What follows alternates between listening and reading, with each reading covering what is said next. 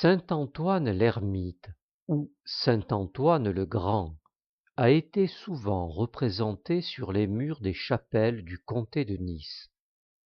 Il a été à nouveau brossé, dans la seconde moitié du XXe siècle, par l'artiste peintre Anélie Palsa, qui a réalisé en 1986 les fresques d'une chapelle de Bon-Voyage au village du Broc. Revoilà donc, 5 siècles après la chapelle de Clans, la tradition de saint Antoine revisitée sous le pinceau naïf et symbolique d'une artiste contemporaine. L'ermite du désert, celui qui a ouvert la voie du monachisme, est représenté au centre d'une composition de 7 tableaux reprenant les giornata médiévales. On y voit les fleurs et les oranges que la foi parvient à faire pousser dans le désert. On y voit l'ermite tenant une canne avec laquelle, en son nom, les moines antonins soulageaient les malades estropiés. On y voit également un cochon avec la graisse duquel les moines antonins réalisaient des potions et des baumes pour soulager les personnes atteintes de la maladie des ardents. D'autres saints protecteurs, postés à la porte du village du Broc, entourent le patron de la chapelle. Saint Jean, dont l'image rappelle un texte de l'Apocalypse, saint François d'Assise prêchant aux oiseaux, saint Joseph recevant une fleur d'un ange volant dans le ciel.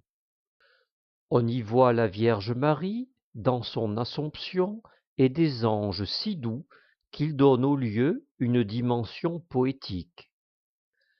La poésie de la foi est reprise dans le repas des anges, une longue table dressée dans une olivée. Une table garnie de pain, de vin et de fruits du verger.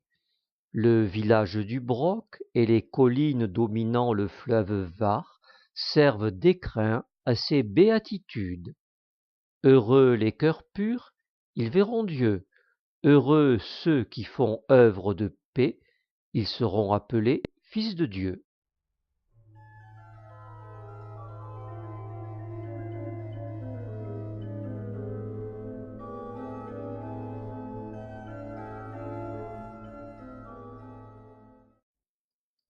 Le chevet, toujours dans la tradition des fresques médiévales du comté de Nice, représente une image symbolique du Christ, le Christ enseignant, dans un verger du Broc, et placé dans l'axe de la chapelle, car il est l'axe du monde.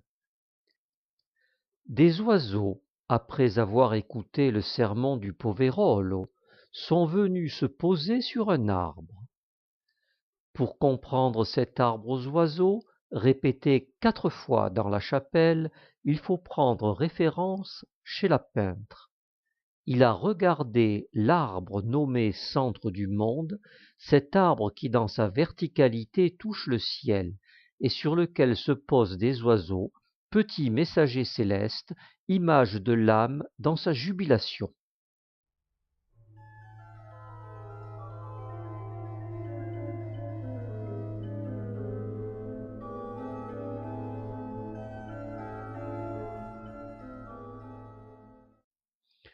Le randonneur assoiffé peut poser son sac à la chapelle Saint-Antoine du Broc et se désaltérer à la source fraîche qui coule des pinceaux d'Anélie Palsa.